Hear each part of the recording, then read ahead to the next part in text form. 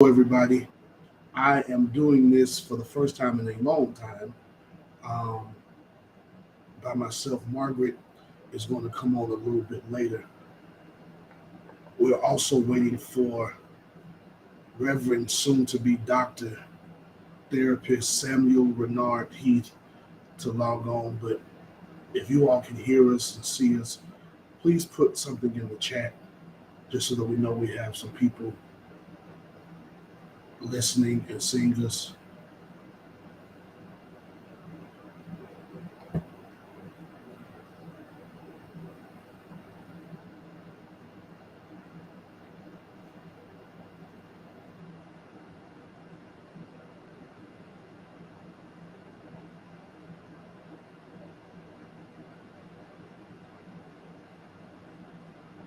I'm checking. Give me a minute, y'all. I'm checking for our guests.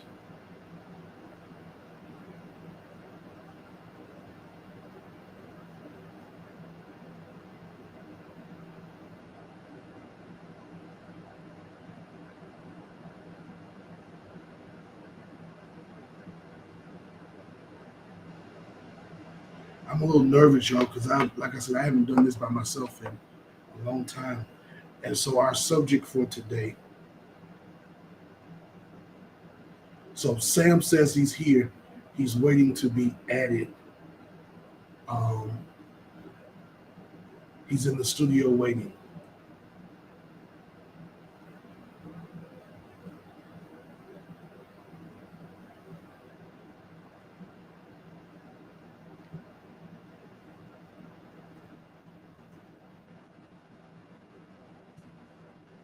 He's in the studio waiting.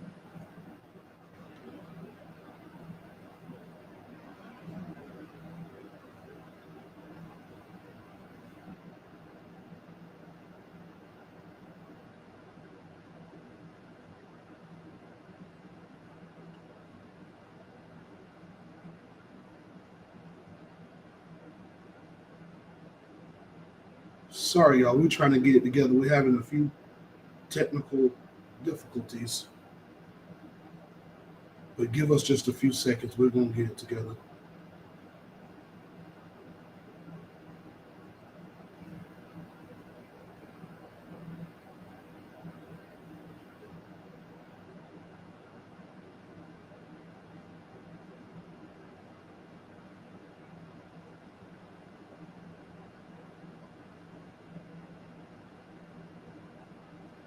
And so, mind, body, and soul, who's in control? That's what we're talking about today. I'm trying to, I'm sorry, I know we don't like dead air, and I don't like it either, but I'm trying to wait till we see, till we can get Sam in.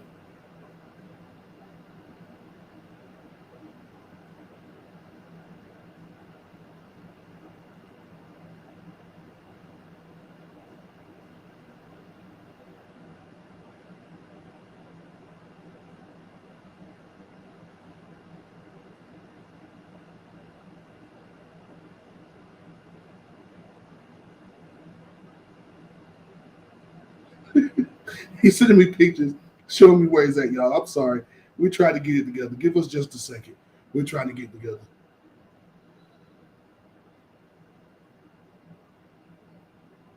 I think he clicked on the older link.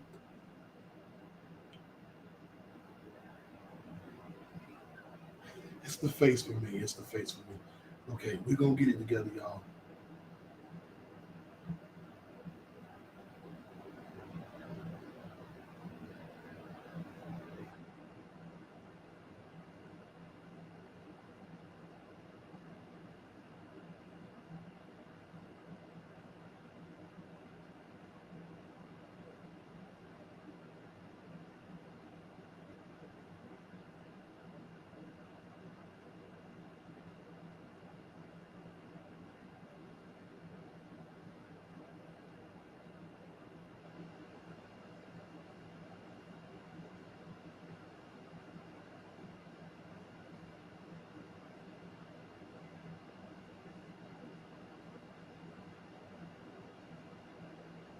So Margaret is got a lot going on, y'all.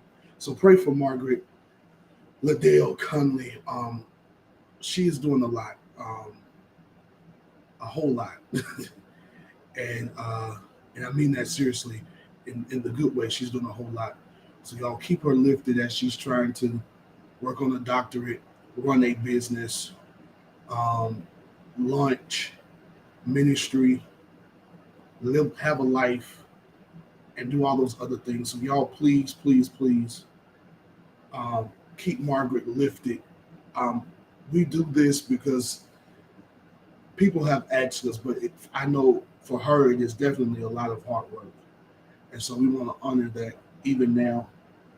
And I don't think she's listening or on right now. So if y'all could, in some way, shoot her some encouragement and some prayers, um, so that she knows I. And there goes Sam. So What he, up, my guy? what's up, man? He is no longer Samuel Renard Heath. He is now the good guy, Samuel Renard Heath. Um, and so, Sam, we thank you. We appreciate you coming on. We My pleasure. are. We were supposed to have you on weeks ago. I think it was June we were supposed to get together, but everything went crazy for everybody. And so, just for the people who are tuning in, we're gonna treat this like the first time. Although people have been asking for you to come back since the very first time we had you, but we're I'm gonna ready. treat it as if this is the first time. So please introduce yourself to everybody. Tell them about yourself, all that good stuff. Okay. Well, I am Samuel Heath. I don't know what's happening right now. Something's going on with this computer and this live stream. I can't see anything. But I'm gonna look at this camera right here. I'm Samuel Heath. I am living currently in North Carolina. Working on a PhD in medical family therapy. Starting year 2 of 3 out here, and really passionate about all things Black people, especially Black and brown bodies, Black men, and Black cisgender, same gender loving men.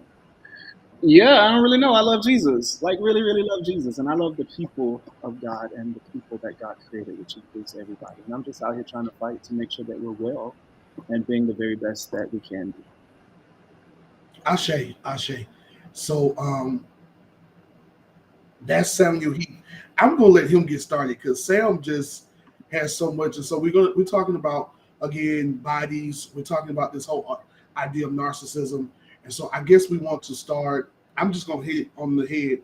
Let's start with this whole idea of safety for Black bodies as we talk about what happened in Alabama. Um, and then we can switch over and swing over into your area dealing with the cisgender Black men, same gender loving SGL. But I do want us to start there because it is fresh and we're still reeling from this whole Alabama situation where the chair became the star of the show. So uh, the chair became the star of the show. The So to chair, start, Aquaman. Aquaman, say it right, There Aquaman. we go. You know what I mean? Yeah, The beauty of Black folks and the unlimited potential that we absolutely have when we actually work together. Um, is amazing, and without I think the need to be anything else, it is a threat because we can do it so well. So it was, I think for me and probably most people, it was just the beauty of just seeing us collectively stand together in mm-hmm. a way that not only said that we are here, but in a way that we are protecting another and we are refusing to allow white supremacy, systemic racism to go any further in this very moment, because many of us know, had the folks not showed up, had we not been present with the chair, had we not been, and I should put a caveat in here, sometimes when we step into that space, we don't think about who's getting hit with the chair. So shout out to my Black man, to the elder who went to swinging and hitting anybody in sight, because when you tap into that space, you don't start thinking logically, right? You emotionally taking over and you start taking out anybody that appears to be a threat. And unfortunately, white lady appeared to be a threat, so she got hit too. Yeah, So I think it's important to make sure that we highlight that to our elder who hit everybody, not in no relation to thinking about gender, that I understand why he did it, right? mm-hmm. Because the brain, the way the brain functions, logical emotion, when emotion takes over, there's no logic happening, right? So, Yeah, Black King, I see you, I love you, and I respect you. If nobody else tells you that we appreciate you, I need him to know that we appreciate him as well. Um, I was thinking about this ideal of narcissism in terms of bodies, and one of the things that came to mind for me was we got to be real careful with these terms and these labels. I started just processing narcissism because number one, narcissism is a clinical diagnosis, right? So when we Sure. start referring to people as narcissists, right, we are almost saying that that clinically you could be seen or treated for who you are or what you got going on, right? Because it's a personality disorder. Mhm. So I think that's important because what happens with mental health is we start attaching ourselves to the things that are popular, right? Everybody's toxic, everybody's depressed. And that may not be the case. I'm really, really intentional with my clients that they understand one, that you are human. And because you are human, you're allowed to have human expressions and human moments, right? Which includes sadness, which includes frustration, which includes fatigue and not feeling like it. And just because you are having those moments does not mean you are depressed, right? So just because a person may have some form or some traits of narcissism, doesn't necessarily mean that they are narcissists, right? It may be something for us to pause and be like, bro, what's happening here? But we want to be careful not to say that everybody's a narcissist. Otherwise, we do the same thing that most white folks in this field have been doing to black bodies for the long. We label people as things just because it don't look good to us, Right, right, right. and we don't want to do that. So that's one of the things that came to mind for me because I mean, work. I just want to put in the caveat. Last week we went on unexpectedly. You were supposed to be our first show, but last week we went on unexpectedly, and we listed I believe it's 9 characteristics from the Mhm. DS5, M5, DSM-5, and we listed of what it would take to be classified. And I think we came up with it. And I think Margaret helped us to understand this that you're going deeper into right now. So I want to give this in full understanding to those who are watching that we did talk about this on last week. So if you missed it, go back last week and look when we discussed those 9 characteristics. And then Margaret said, in order to be officially diagnosed, as you have to meet 5. absolutely. So me and her had a conversation offline. I ain't gonna talk about that. I'll tell you about that later, Sam. But it had me a little nervous, had me a little shook when we started talking about these characteristics. So I hear you, and I do agree with you that we have to be careful in assigning something to somebody that is a clinical diagnosis. Absolutely. And so we have to be careful from that. But I do think that when we talk about it, I think from the perspective that Margaret and I had, and I'm gonna shut up and let you get right back into it. We were talking about narcissistic as that defined by the DSM-5, and how America and how what we're seeing in America in dealing with black bodies and dealing with minority bodies and dealing with same gender loving bodies and dealing with marginalized bodies, how does that affect us? How does the narcissism of America affect those bodies? And Mhm. so, and the stress that that puts on it. And of course, we do still want to overlay or underlay, depending on how we do it, a theological aspect to that. But yes, that's what I want to just make sure we give that caveat to everybody who's watching so they understand that we're just not out here using words willy nilly, but that we have. I'm not a clinician at all, but we have 2 clinicians that have been on here that are helping us. That is Sam, and that is the guru, who is Martin Conley, who never tells y'all how well respected in counseling and therapy and all of that she is. Like Margaret really is that chick. She And is. so people are quoting her stuff. Some of y'all preachers are stealing her stuff and quoting it in your sermons and repreaching her stuff that she is giving y'all. I won't call names because she will get mad because she's trying to launch this conference, and I don't want her to get mad at me.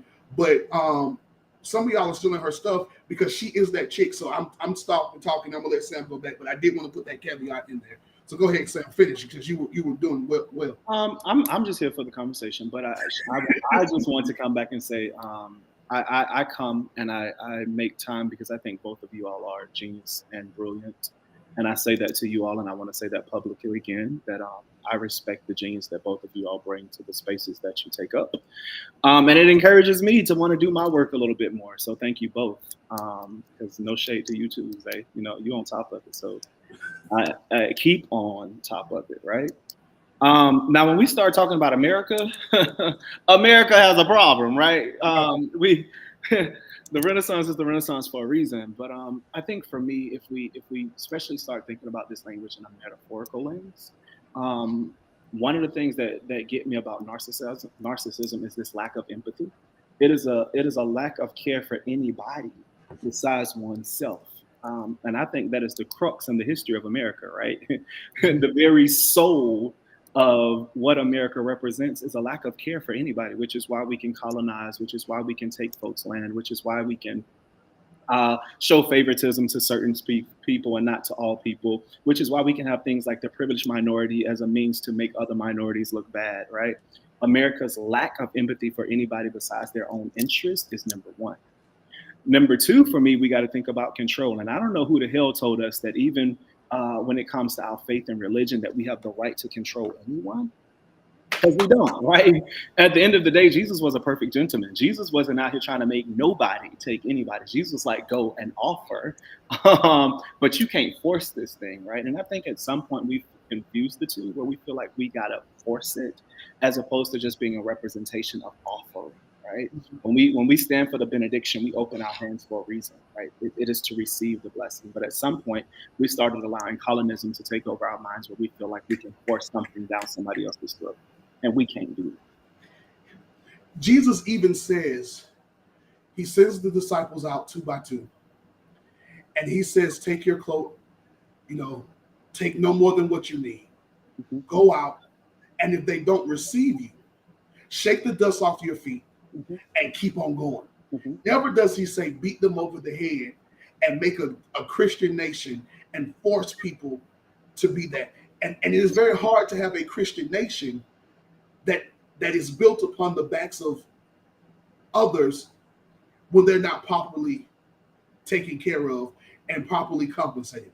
In fact, Jesus was so against the improper compensation of people that he goes into the temple and kicks it over and starts calling them names and takes a whip and drives them out, because the very practice of improperly compensating people and taking advantage of them and building upon them who are weaker and lesser and marginalized, or so you think, is sinful in its very nature.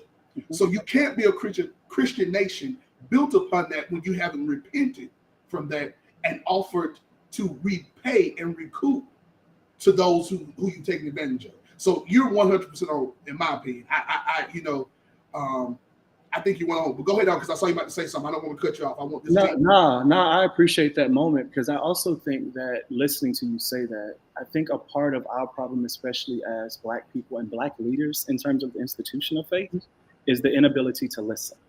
And I think if we're going to use the metaphor of narcissism, then I think anybody who isn't capable of listening from a very humble and servant position, right, you might need to check if narcissism is running or connected to who you are. Because the calling has to be first to listen, right? For us, we like to think that the calling is first to speak, which is why people can't receive us, right? Because you're automatically assuming that we know, assuming we have the answers. That's white folk stuff, where we assume we can come to wherever you are and tell you what you need to know, tell you how you need to function, without first recognizing that who you are, right? In my space, we often talk about being patient-centered, right? Yeah. Patient-centered is to pause and to recognize that people are people, right? They are the experts of where they come from. They are the experts of the lives that they live. And we don't get the right to just go out and tell them what they should be doing, right? I got in trouble. Me and my group got in trouble when I was getting this Masters of Marriage and Family Therapy, because we decided to tell the white man, or to ask the white man who was presenting, what made you decide to come over here where the Black folks were to tell us what we needed to do, as opposed to staying over there with the white folks who you knew were the problematic ones creating the systematic oppression, who needed to be confronted and held accountable. But instead of staying over there, you came over here to tell us what you think we need to do. Right? And that's because we want to attack everybody but the spaces in which we come from, which first calls us to handle ourselves, right? Am I able to stop and listen to receive what somebody else has to offer? Or am I the only expert? Am I the only genius? Am I the only one who is capable of being right in the space? And if that is the position that we come from, then narcissism might be the space that you're taking up. So the inability to listen, the inability to process others' emotions and others' needs and others' desire could be coming and stemming out of your inability to handle yourself, and you just may be operating in narcissism, is what I'm hearing you say. Absolutely. right? And because what undergirds narcissism is a lack of love. And what we like to think of is because I confuse love and admiration, right? So I got to go over here and tell you what you need so that you can look up to me, and somehow that's going to make me feel valued. No, baby, that's a false sense of safety, a false sense of Yeah. security. And there's something else that's lacking. And the reason why we can't listen, the reason why we can't process is because it threatens our position. So in actuality, what we're seeing is the opposite of love, which is pride. Bingo. And so what we understand is pride going, because I'm trying to keep the theological aspect in there. I'm gonna let y'all boys handle, you and Margaret handle that clinical stuff. I'm gonna keep trying to swing it back to so we can stay in that balance. So pride goes before a fall. So what we're seeing then is a prideful country that is setting itself up for something. You know, I mentioned it last week when I talked about Malcolm X. He said that when we were seeing some of the stuff in the 60s and the 50s, it was just the chickens coming home to roost. Mhm. And so the great sage himself, Dr. Jeremiah Wright, preached and talked about God damn America. And he wasn't saying God, he wasn't speaking the curse on America. He was speaking from the point and the aspect of this thing that you're talking about, that we go out and we begin to badger and beat up people because we want people to admire us, but we call it love, and we're walking in pride instead of walking in the very thing that we say, which is the Christian values. And that is prideful. And not only is it prideful, right? But here's another thing, right? We know it's prideful because you can't receive it, because you can't listen, right? You can't be accountable for what's being said. So all you hear is what you're feeling. And oftentimes that's surface level. But if we were pause to be able to receive, we could have intellectual conversation that where we can understand what the message what Dr. Wright was trying to express, but we can't because we're too full of ourselves. Yeah, yeah. And so pride doesn't allow you to receive correction. And so because you can't receive correction, you cannot go forward. You know, train up a child in the way they should go, and when they're old, they will not depart from it. It's the act of correction. It's not necessarily beating them with the rod, as we like to say. It is again pushing and correcting and pruning, because in fact that's what Jesus really does, is that Jesus prunes. If we're gonna go back to the Bible and talk about Jesus being this, that's the wrong era. The spirit of error that we're talking about is ERROR. And so when we operate in this spirit of error, we begin to realize or fail to realize that we need to be corrected. And so one of the hardest things for me growing up was being corrected, because I thought I knew it. But now I don't mind correction. It's just how you do it. And that's a whole nother conversation. I don't mind. Y'all, me and Sam have been friends, boys. I guess I should just say colleagues. I don't want to assume that we're friends. Please stop it. We've been boys for about 10 years now, you know, relatively speaking. And Sam will straight check you. You can't be Sam's friend and not get checked. Like, Sam will walk past you with a smile and he will say, "What you said, bro, that was incorrect. Love you." And keep it pushing. You either receive it or you don't. And I say that to say is that when you have people around, you have to have people around you if you want to grow, so that you can be checked and corrected. And it's the way you do it. Sam is not about to spend a lot of time, and he's not going to break you, and he's not going to do it publicly unless you push him. But he will. And I use him as an example because he's on. I won't use Margaret because she's not on right now. When she gets on, we'll talk more about Margaret. But you have to be able to be corrected, and you have to be able to receive it. And it may be painful, but it is not hurtful. It is done to correct. And I think America has felt to do that because we have a disconnect with our own parent. We fought our own parent to become free, and we've never really mended that relationship. Great Britain, I've been talking about it with my kids. We go to war with Great Britain because they're mistreating us, and we don't have that connection, that true history, so that we can correct. There's nobody who can correct America, is what I'm trying to say. Hope I'm making sense. It makes perfect sense to me. And so because we have nobody who can correct us, we go off into that spirit of error. And we like to think that correction is based upon position, right? So yes, you can't correct me, which is narcissism. You can't correct me if you're not on the same level, if you're not in the same playing field as me.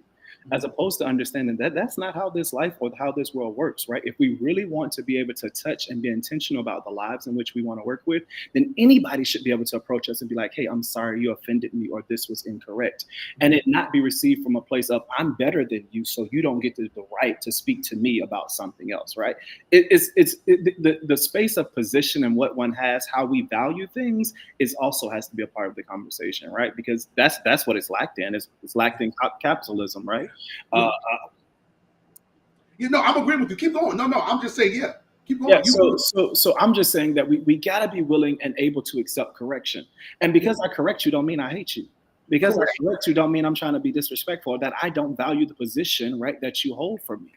I should be able to have a conversation with you, right? Friend, you should be able to come to me and correct me and I not take it personal, right? I might say ouch because perhaps it does sting, but it's not personal. It's not a personal attack on who we are or what we're trying to do. Yeah.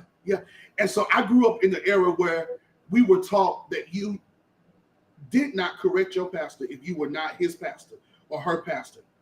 That you did not speak out, because if you're doing that, and we were taught to the point to where it was said that the Lord will chasten you for trying to chasten, because you are not on the pastor's level. How dare you? And and even our parenting in the Black community, we took this colonial style thought and idea into parenting in the Black community, that a child cannot correct their parent. And what it says on the flip side is, now I'm sitting in classroom and in spaces with clients who are dysregulated and lack the ability to express themselves because someone hurt them, but they were always taught that they're not allowed to speak, that their voice does not matter, that their bodies do not matter, right? As opposed to saying, no, it's not that you can't correct me, but it's what you said earlier. It's how we have the conversation. It's how we engage. But you don't get to just automatically say that I'm not worthy of saying that something hurt me.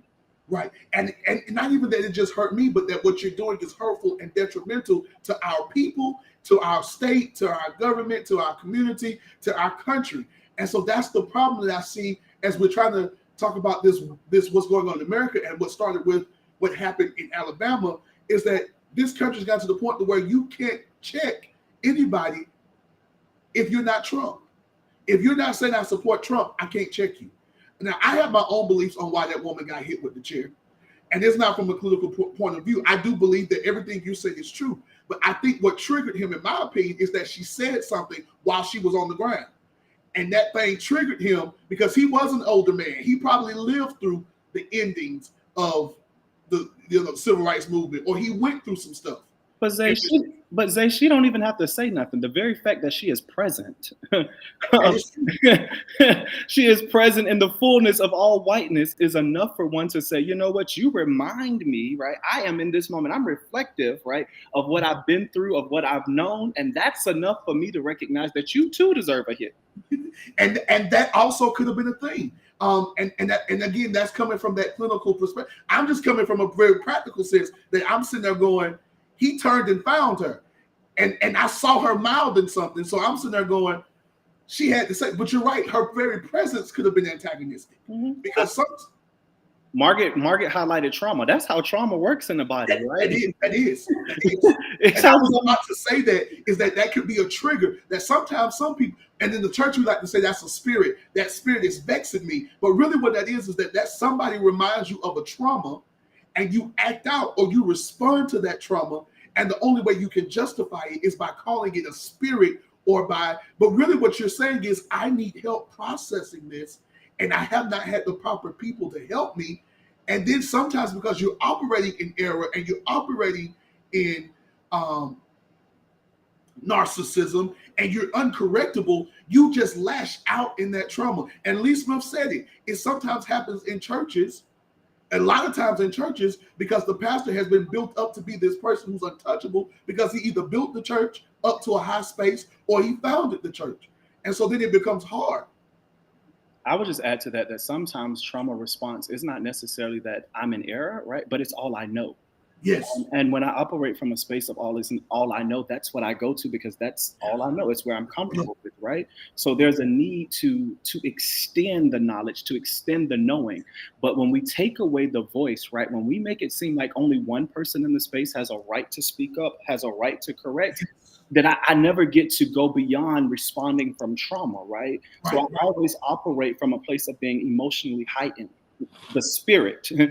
because I never received anything else. And that's what narcissism does. Yeah. Narcissism takes away our support systems to make us think that only one support, that person, that narcissist has the right to speak and be in the place. So we should only heed what they have to say. And that ain't the case.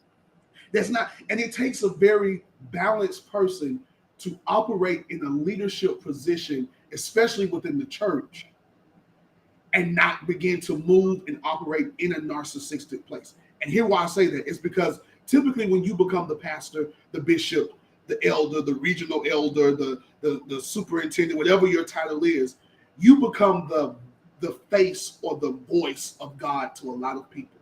And to go into a room and say, I heard God say, and people just follow it, that that takes a lot of chutzpah to say that you heard and you speak for God. And that leads us to that space that you're talking about. I think, am I making sense? I hope I didn't lose you. You make perfect sense, but I'm wondering what is the level of accountability where one can be gifted and be the voice of God without making others feel like that their voice does not matter, or that the God that they embody is not just as important and worth being respected and valued. And I think that's where we get in trouble, where we only recognize, right, the calling, the gifting can only come from one, as opposed to, nah, God called all of us to this space, right? Yeah. And there's something so, and I don't know, I hear us with this pastor and some are called all of these things, but I think But there's a cost to the yes, greatness, and we ought to be able to manage that cost without making others feel like they're lesser than or unworthy. but I think you hit the nail on the head earlier when you said we buy into capitalism and colonialism. And we have brought those two deadly C's into the church. Hey, Margaret. She came in with this face, that's why I started laughing. She all beat up and hair done, and then she had this look like she about to do something, like she about to come in. We can't hear you. You muted. We can't hear you. We can't hear you, Margaret. You muted. Margaret, you muted. We can't hear you. While we're figuring out what's happening with Margaret, I want to highlight someone said in this comment, which was, I think it's Lee Smith, the ability to correct is not the paradigm in most Black churches without a Yes. system of accountability, especially those owned and funded by the preacher. Yeah. And I just want to highlight that, but I agree, right? But I also go back to the fact that even the need to create a system of accountability is still white folk stuff to me, right? Yeah.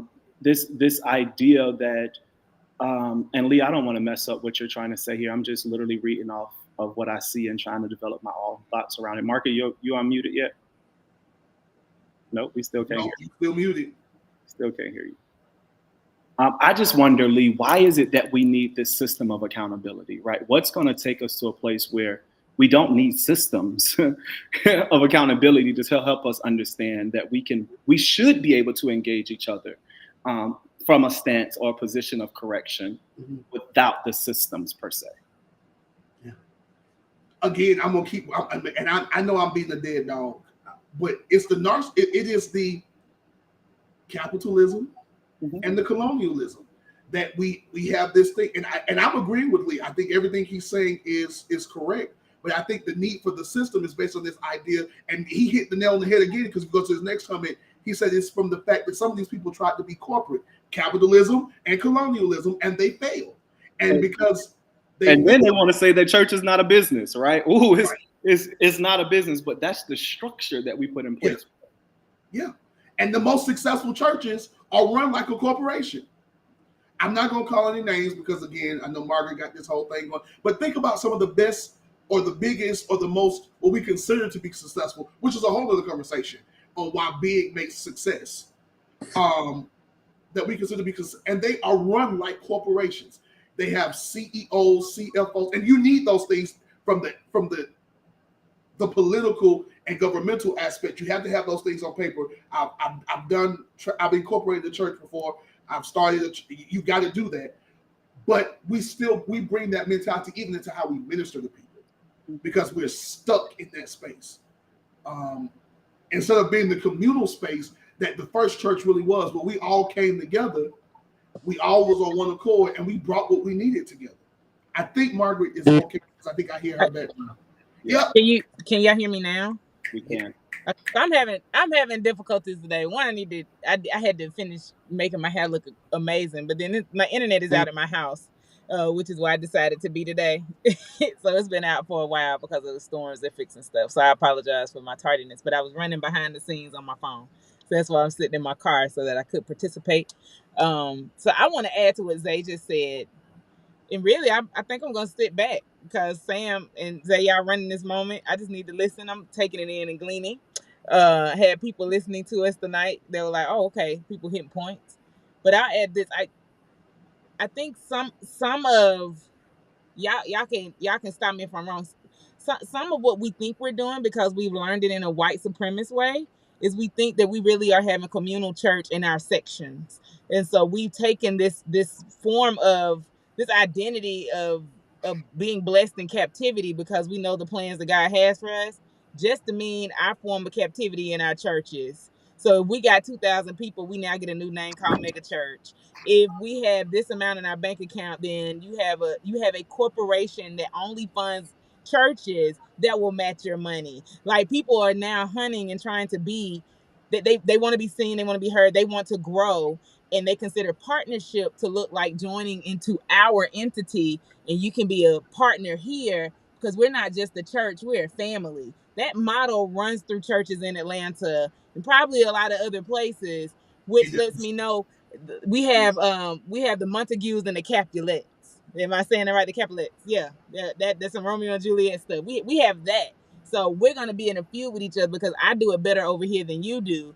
Then you have some people who are fighting here that are like, but why can't we just all be in community? Why can't we have an Acts chapter 2 moment beyond the Russian mighty wind? Like, why can't we do this as a community and realize we have all things in common? But then it goes back again to what Zay said. We now have moved into the capitalistic mindset of church. I now have to pay certain things to keep certain grants. I have to do certain things to keep certain monies. I can't join in with this space because then that's going to make me look bad over here. Even managing the business that I have, even getting sponsorships, things like that. You have to be mindful of what you say so you don't hurt other people's feelings. Like I go ahead and put myself out there tonight. You can't ask anybody in the community without them comparing you to something bigger or better. That happened to me in 2023. Like and the person was told me, you're trying to guilt me. I'm not trying to guilt you to do anything. I'm thinking a communal mindset. But then I had to realize this is capitalism. And black people, we are washed in white supremacy culture. When we try to say we're not, that's a lie. Which is why we end up hating our own bodies. Yes. Which is why we end up starving our own people, because we can't see anything besides the white supremacy that we don't Right. even recognize And we that we and are we starve operating them. within. Mm-hmm. And I hadn't talked all night. Yeah, that just hit something too. We starve them. We literally encourage people not to support, or we encourage people not to help. We find ways to take our clique. Like these are sermons I've heard over the last 15 years. Pastors saying, I got my clique, but you can be over here and worship over here, but you can't be in my clique. I now have to separate myself because I am higher than you. I don't know how to merge within congregation and be a part of congregation because the people on my board told me I can't sit and eat dinner with you, congregant. That was not Jesus. Jesus, oh God, was a perfect gentleman. If I'm gonna sit down and eat, I'm gonna sit down and eat at somebody's house. I'm gonna sit down and eat with the tax collectors. I'm going to go to a leper's home and eat while somebody bust the alabaster box over my feet and prepare me for my death. That was Jesus. But in a corporate thought of church, I cannot hang with those less than me. I cannot hang with the peasants because, again, we are sitting in the capitalistic thought that my church can have a savings account because it needs to so that we can help people in the benevolent fund versus encouraging people or creating businesses. There's a church in Atlanta that has a restaurant. People who flow through their church that don't have a job, they work at that restaurant. I'm not holding your money. I'm going to help you make money. I'm going to build community with you. I try to eat at that restaurant every time I come to Atlanta, right? Because what does that look like when I'm building community with you? When I'm moving, it moves me out of that shallow, And empty that's the best way space to put it. of a narcissistic personality space, or anything. I yell out like the cluster B personality, which is caused by trauma. It is caused by trying to survive. So I'm going to only consider me. And we have to think about that in Black community. When did we get to only thinking of ourselves to where we started moving in clusters? Almost, I'll say, as they'll correct me, almost looking cultish in how we maneuver in church space. First of all, I want to say that church you're talking about has that restaurant has the best banana pudding in Atlanta, Georgia. Somebody's grandmama is in that kitchen making that banana pudding. Please go by there and try some of that banana and the peach cobbler. But to the point that we also have to understand is that you hit it when you say capitalistic thought, is because we want to only be with what we consider to be winners. So when Woo! I tried to start a church, nobody would invest in me until they saw other folk had started investing in me. And nobody would invest a large amount until somebody else decided to invest. And for me, at the time, a large amount was $50. So nobody would invest $50 until they saw somebody else invest. Nobody would buy a shirt until they saw somebody else buy a shirt, because we only want to see that somebody else already invested. Be the one to say, we don't want to do it. And then if we do it, we want to be able to say that we were the one that did it. And so I think it's because of this competition mentality and mindset that Jesus said, I have people who are of my flock and we have others that are of other flocks.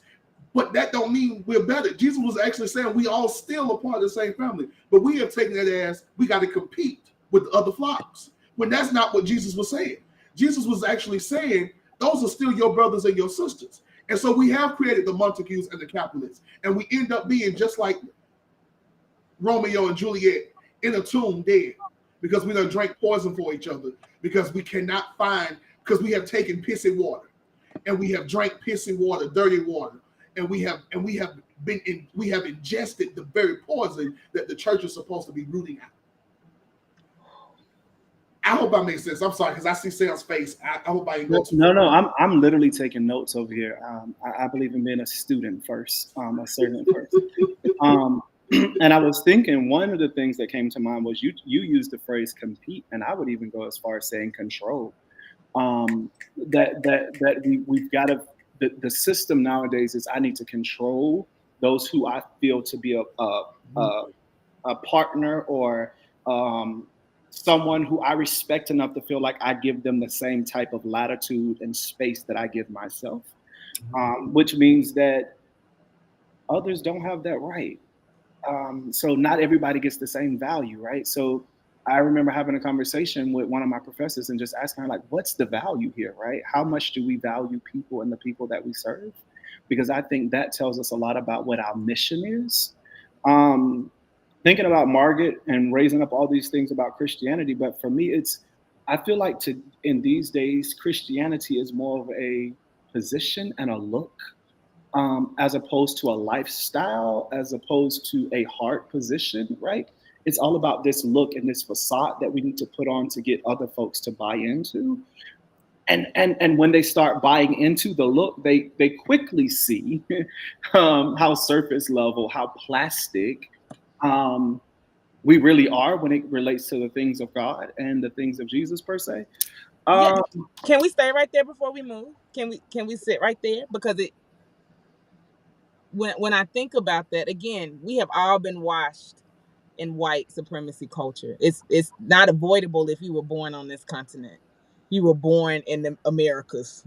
You've been hit by this, right? So how can we move? Because Christianity is a power play. It is literally status and role.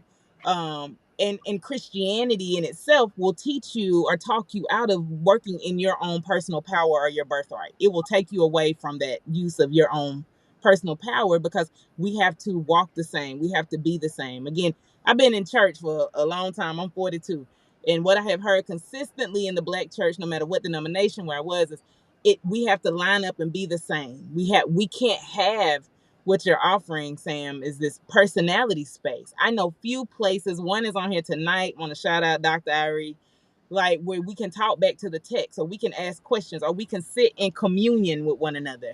So how can we maneuver? Because what I understand Christianity to be, and what I understand church space to be, because again, built on white supremacy culture. I'm not saying black church is a white supremacist. I'm saying it's built on the culture of that. We have to have hierarchy. I'm shooting to be a bishop. I'm taking even the text out of context. Those who want to be bishop desire it. That's in Timothy. Like I have to shoot to be an apostle because that's the top of the chain in Ephesians when nothing is there. Like how do we maneuver back? Because I don't want to rush away from that. I should have gave my caveat that I don't apologize for my position or what I say and how I feel. I try to honor the spirit within me. I don't think anybody cares. But I think I think the first thing is we got to stop giving so much thought. Matter of fact, I'm gonna just say how I feel it. I don't really give a damn about the bishop or the positions that we run after so much these days. And I also don't think the people care anymore, right? I think the first step is we got to go back and check what is our calling and what's our why. Why am I doing this from the first place? And for me, you can keep your titles. I don't need your title to be relevant. I really believe that when the text talked about him knowing my name, he will know my name, right? And that probably goes beyond even just the name my mama gave me of Samuel, right? That's probably something that exceeds the understanding that I have and the ability to interpret the text, right? That's good, sir. That's so good. We got to go to a space where we don't wrap ourselves up in positions and power, right? But if all I got is the sidewalk, then I believe that the God I serve is big enough to take me and my name wherever this sidewalk needs to go so that I can touch whoever I need to touch. But we've become so consumed with titles and positions, and I don't think God gives a damn about any of that. Jesus was never a bishop or an apostle. Or a Christian, but I mean, what are we talking about? Yeah, he was just Jesus. And then they started calling him the Messiah when he performed miracles that no other could do. I think we have missed I think the church has missed it. We, instead of performing miracles, we giving out titles. And I can respect you. Regardless of what your title is, right? Respect shouldn't be based upon a title or a position. Yeah. I'll never forget one of my first jobs. I am really, really big. And if I go in certain spaces, because Margaret, you say you're 42, I'm 36, right? When I worked in certain spaces, I'm not calling everybody Mr. and Mrs. because I understand that sometimes that comes with this false idea that I owe you something, right? So you think I need to run and be the do boy to get everything from the printer because you are the elder in this space. No, at some point we become equals. And even with you being my equal in this workspace, that doesn't mean that I can't respect who you are, respect the fact that you are elder without you using me or abusing the fact that I too deserve to be seen and respected and valued in this space. And that's the problem, Sam, is that we have this power dynamic that is imbalanced because we're so busy worrying about titles because the title gives us clout and position over others that we can lord it. Now, I'm just the opposite. I go in always saying, yes, sir, yes, ma'am. But there is for me a boundary that just because I called you sir and ma'am don't mean that you're going to take advantage of me. Just because I say yes and I'll do what you ask me, there is a line. There is a line of demarcation. There is a line. And so when we create those boundaries and those lines, then we have to be willing to stand behind it, as they say, 10 toes deep. And I think the church, sometimes because we get stuck on those titles, we lose our ability to stand on what we believe because the title has spoken. Go ahead. But Zay, I don't know if we even know what we believe these days. And I don't even argue with you on that. That could also be a thing. And maybe I see a question because I think maybe the answer y'all about to come up with can answer this question that's there, and I'll put it up. Because the question itself goes along with the comment because capitalism has built scarcity. So how do we get these preachers to embrace the theology of sufficiency? My grace is sufficient.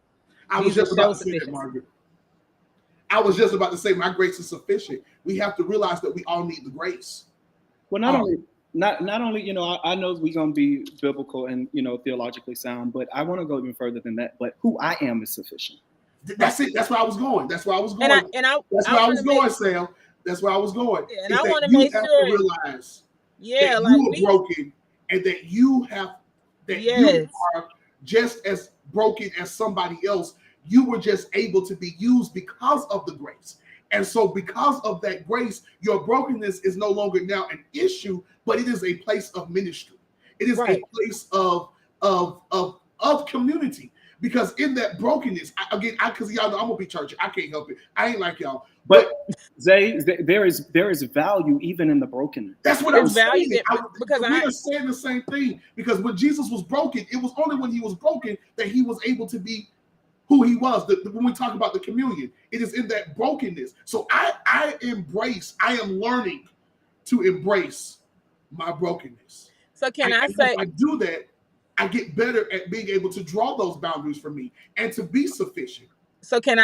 maybe that theology of sufficiency, based upon what y'all said, is I need to see myself as a sacred text, Yes, and that is that's how what we I'm saying. I that think is what how you're we move saying. toward that. Because again, when we're in systems, when we're in systems, and I'm trying to move through the ranks of the system, I don't know if I know how to see myself as sacred text because I'm just trying to get my next role in position. That's where my mind is now telling me that's where my power sits. That's hard, y'all. You have Margaret, go slow. Repeat that for me one more time. Like if I am the sacred text, if my wellness, not even my brokenness, but my wellness has come, and that too is sufficient, what happens for our pastors, for our leaders, for those that are connected to connectional bodies, for those that are connected to systems, when they're striving to get titles like bishop, apostle, president of the convention, because that's where the power is sitting. How do we move into that? Because who has control of my mind, body, and soul? Like back to the original question of tonight. Who has it? Because y'all just said powerful stuff. Right answer if it's a right answer. But how do we move our communities back to seeing that the communal text is not 66 books that they put together at the church convention in the 1600s, 1400s, 12. No, it the community itself is embodied full of sacred texts. I think that's a great question. And it really makes me pause to really be reflective and not just one to offer an answer. But I think one of the things that's really coming up for me is the position of being open enough to receive. And I don't think we've got enough people who enter the conversation, who come to the table. As I said earlier, just being able to hear. Everybody automatically comes with the answers and with the expertise, and nobody's teachable anymore. I grew up. I grew up thinking that God was a mystery, even when I was in seminary, whether it was at Candler, which I hated, or ITC, where I found myself and started being able to blossom. Right, there was still something mysterious about God, something that I could always learn, no matter what level I had reached in terms of this educational paradigm. But nobody is teachable anymore. We know everything about God, but God. And I think it is okay to one acknowledge I don't know it all. Not even about the sovereign, which I love and admire and recognize to be all that I am, because sovereign is all that I am. I can be all that I am. But nobody's willing to just be vulnerable enough to say, there's some shit I don't know. If I can say this, Sam, that is why when I was at the ITC that you mentioned, I fell in love with process theology because I did not have to have all the answers. It was that as I became, I learned more, and I learned more that I did not know. So I knew that there was more to learn. You get what I'm saying? I hope that makes sense. Mm-hmm. And I see God in that same way now. That yes, God is God, but God is ever becoming. That is why God is God, because God is ever becoming, even as I am ever becoming. And so that is why I fell in love with process, because I don't always have the answer. Now I have good ideas and thoughts, but I was about to say to Margaret, I don't think we can answer that for everybody. I think it's a personal question that each person must answer for themselves and for their own body. I also would say that it's a form of control, right? Yeah, It is a control where I can't let you know that I don't know all those things, because if I tell you that I don't know it all, then somehow it opens up a window or space for you to question and wonder, that takes away from my credibility, that takes away from my position, which goes back to narcissism, right? As opposed to recognizing that maybe I can respect you and value you a little bit more if I can see that you too are human. yeah, yeah. And that you're my equal, as you brought up earlier. See, it's the inability to see others as our equals, or having the ability to be able to speak to us. Did that make sense? What I'm saying? That I think that's a problem. Is that we can't see others as our equal. What happened? We lost Margaret. That we can't see others as our equal, and I think that is problematic. I I just want to highlight. I see Sherry Brown said all brokenness will not be repaired, but still unusable, and I like that thought. I Kind of loved it. a position, a pivot, Yeah, and I think when it comes to brokenness, not to harp on it, but for me, brokenness also often represents sinfulness. Whenever we start talking about it in conversation, and I don't necessarily think that brokenness automatically means that one has to be sinful or in a state of sin. Number two, even if I am broken and that means I represent sinfulness or whatever we want to use, right? I still view God as greater, which means that brokenness can still be used by yeah, God, which yeah, means that it doesn't necessarily have to come from this negative or this lack of space. yeah, yeah. But God can take, matter of fact, even at my best, I am still broken. Right, right.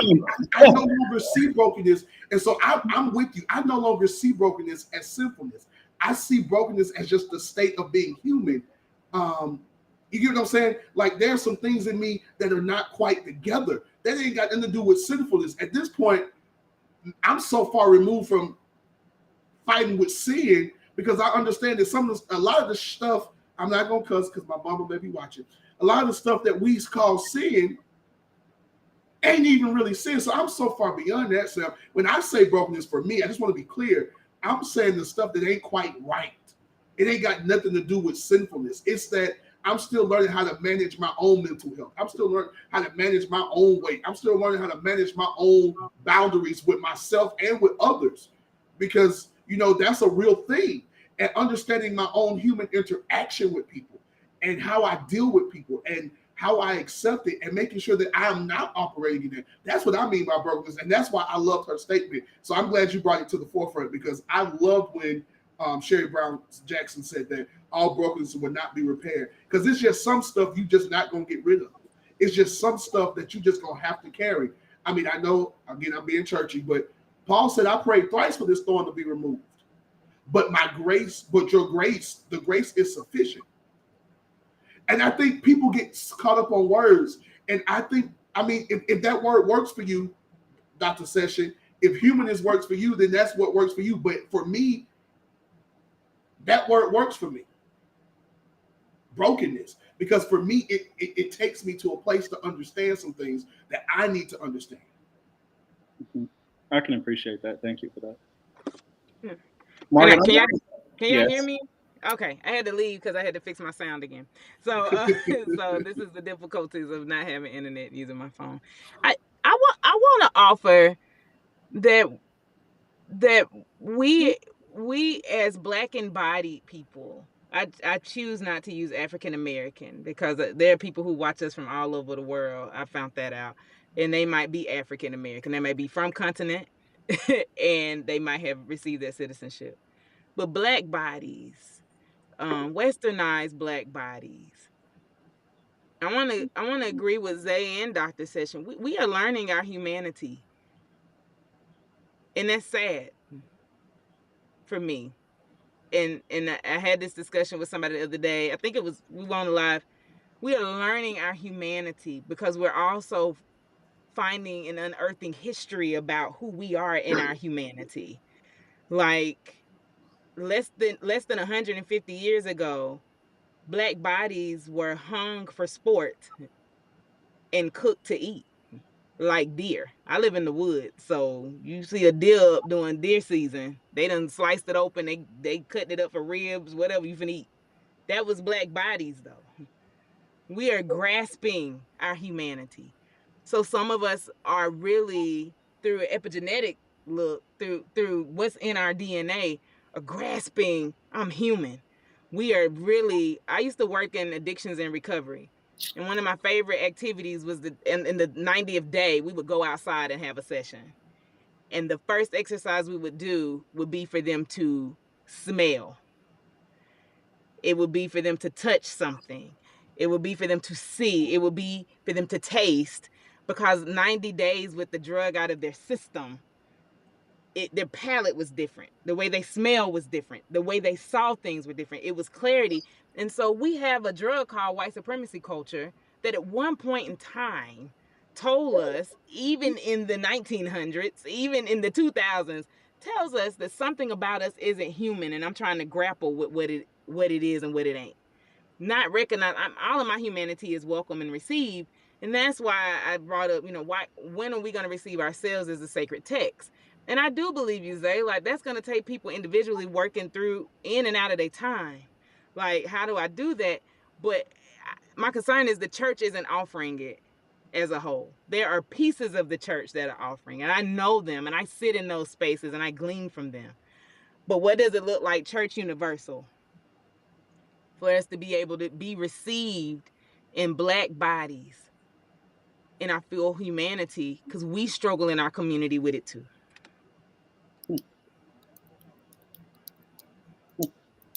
Like, we in our own churches will put a bit in somebody's mouth and control them with title, money, finances. Yeah. And I'm throwing it out there. I could think and ponder the night I get to ask questions live. Whose responsibility is it for for me to at some point recognize the autonomy that I embody, um, my rightful place, the gifting that I have? Because I hear your question, Margaret, and I'm literally chewing and trying to sit with it, right? Like it is bothering me. um, but whose responsibility is it? Because I don't know if the church, the leaders that we have, um, are going to do it. So if I'm sitting in a space that does not represent some of the spaces that you are blessed to sit within, how do I motivate myself to go and get it? Because somebody isn't giving it to me. I don't know if that makes sense, but for me, it's It makes all the sense. I think it does. And I think this is where the wrestle is tonight. Mm-hmm. Like, the conversation is great. This is what we do when we are sitting here lifting and mending at the same time. Because this does leave everyone who's watching and who will watch this replay with a ponder. Because healing was, for me, it was the children's bread in Black community. It was like, I watched my little community heal. Like, if somebody got hurt, somebody did something. If somebody passed away, everybody brought food. We've now been hit with capitalistic mindset, even in Cartersville, Georgia, to where we will fight one another because you got 101 members and you stole one of mine to get the 101, so now I got 99. We finna do some grand thing so we can win that person back and 4 other people. Like, why? It ain't it ain't but 1,000 of us here. Like, I mean, we gotta just have one church. Not even being mean, but just saying, that. But it has hit us to where we are not recognizing we ourselves, we are human, and we are the sacred text. We are it. And just like you said, how do I remove myself from situations that don't offer me that? And I wonder, can we lead people with that question tonight? Because some people want to get out of places. Like, I know people, I want to get out of this, but they give me this much nourishment that makes me want to stay, because I'm scared about going to another place that's going to bring me so much harm. Because I don't know if there's ever going to be equality in a church situation, because church itself, the word church, I had a friend say this to me the other day, the word church requires some level of hierarchy in the state of mind. There has to be a has to be a pastor, and has to be a congregant. Those words have been defined to take even the communal blessing off of it. There's some who bring But, it back. but does the communal blessing have to come off because there is a hierarchy? It does not. Absolutely not. When somebody knows how to work in their personal power, no. So I think you just answered the question without realizing it, or maybe you did. I can't speak for you. Is that they have to work in their personal power, and that's what Sam is saying. I think that you have to take ownership of your own body, and at some point say, "This is not healthy for me." But that comes with an assumption that one knows what is not healthy for them, which is why I lean towards sometimes hierarchy is necessary, right? Because sometimes not everybody knows, and maybe there is one who has a little bit more knowledge than everybody else, right? Which is I believe we should be accountable to that, right? In a way that doesn't deem one worthy and others not, or kill the communal aspect of it. Um, but thinking about even addiction, the language Margaret used in this healing, this crab in a bucket mentality of 199 or 101 and 99, right? When do we recognize that even that type of interaction is harmful? As a matter of fact, it's deadly. It's killing us as a people. And when will these two who are pastors and leaders, those who are gifted and they hear from God, be humble enough to say, you know what, this system is no longer working for our people, right? I've been eating and I got the cow, you know what I mean? Like the deer's in my backyard, but my people are starving because the system that we utilize and that's been in place forever is harmful to the community. And when will someone recognize that if God's got all the cattle and all the land, then if I can eat, you can eat too. And I think that has to be the space where we can come together, leaders, and be able to create a new system. And I think that's where a lot of the answers lie in, right? Our ability to really unlock God to be God. So then we have to move out of the narcissism that we started this conversation talking about, and And we we have to move into a space of communal relationship. But so then not only is love the antithesis to narcissism, but communal relationship is the antithesis to narcissism, which is the parent to it all, right? which is Because the parent. narcissists are come from a lack of love, a lack of their Yes, parent loving them correctly. yes, And if we go yes. to the space where we allow God to love us correctly, the My, community my. to love us correctly, then that's where the healing is, right? But it's going to require for us to get a position of humility Yeah, and put our face back down, right? We got to go tarry some more, where yeah. we can actually engage from that space where God can be God. And so God can be God and we can be human. See, I think that's the problem, is that too many pastors are trying to be God and not let God be God.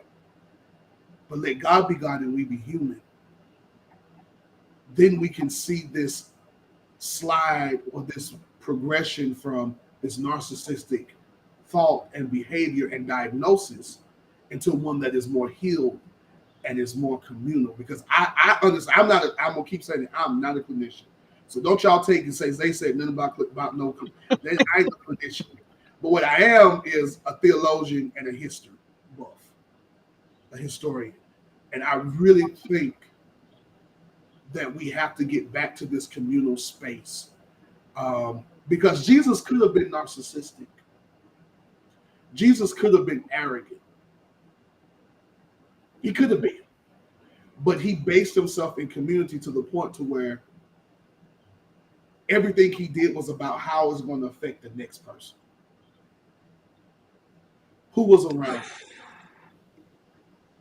And so I don't know who this is, Arvell Jose, but that's it. That is the perfect word, interdependence. And It, that's when we can go back to the banks of the river and somebody listen, bring the chair and somebody jump off the ship, but we all meet listen. at the same time and defeat the enemy because we're working together as opposed to one person needed to be seen. Because if it was only one person that needed to be seen, somebody would have been dead. But we come out as victors because we work together and we Yes. function as a Yes. unit where we recognize our ability to lean and depend. We so in sync. As a matter of fact, you talking about spirit, right? Brother, come out the water. We march down together because we are so in sync with who we are and the spirit that lies within that can't shit stop us. When we tap into that. So as the kids like to say, we got to tap in. No cap. No cap. Mhm. Oh God. Oh God.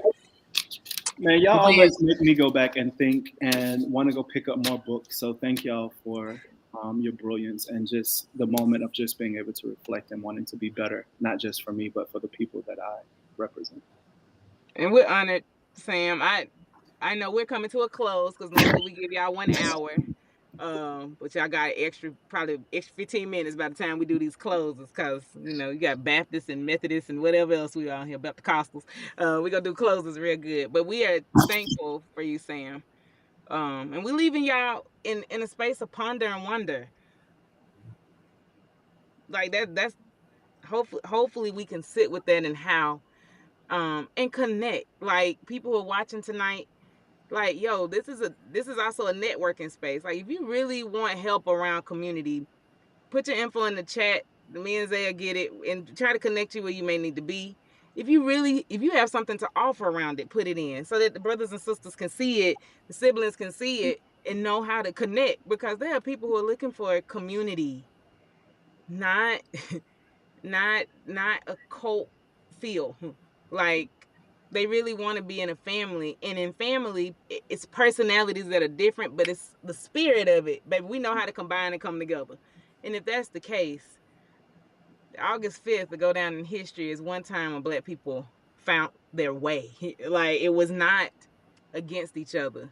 I know what I'm here for, and I know what this fight is.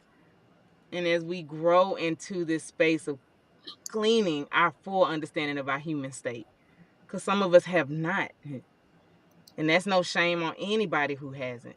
This is where we live, right? This is where we live.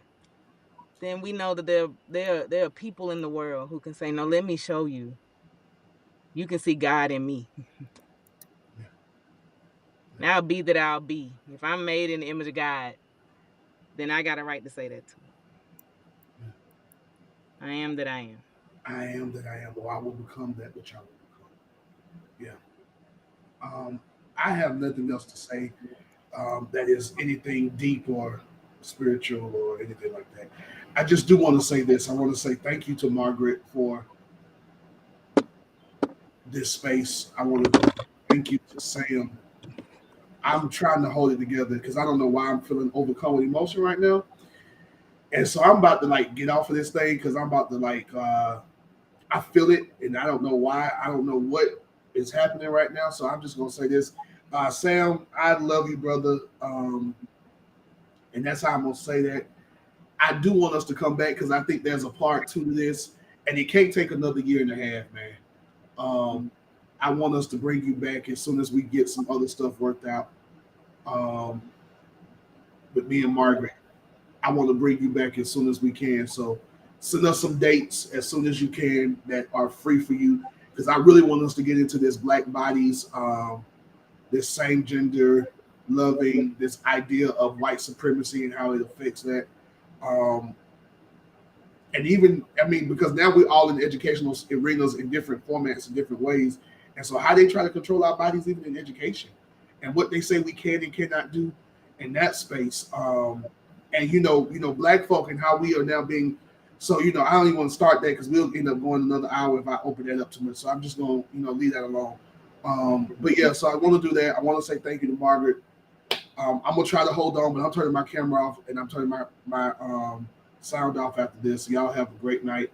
When we go off again live, let me know, y'all, so I can come back on and say whatever else I need to say. Y'all be blessed, and please share, please read, um, like, and all that good stuff.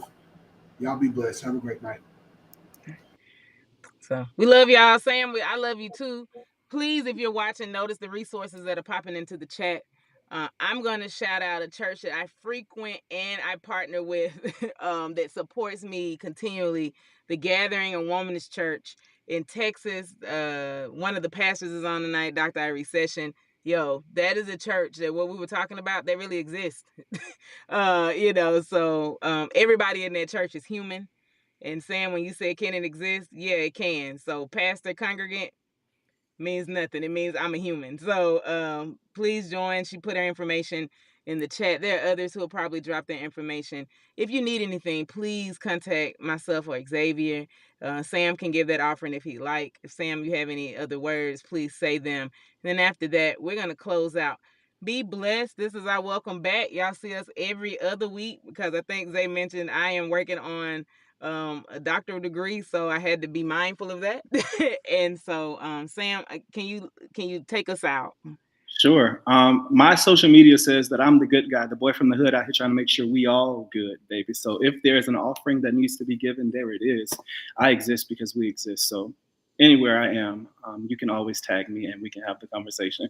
Shout out to my mama, my daddy, my grandma, to the hood that allows me to be the person that I am and to sit in the ivory towers to have the conversations that I have and to make sure though these folks know that I am one of us and I speak from a place of experience because the hood taught me lessons the academy never can. I love us for real, and grace and peace. All right. Love you all. Y'all see us in 2 weeks. We appreciate you. We love you. Thank you. Thank you. Thank you. As I always say, stay on the men, but y'all already know that these are lift moments on the men. We'll see y'all in 2 weeks. So much gratitude to our family and our community that joins us live.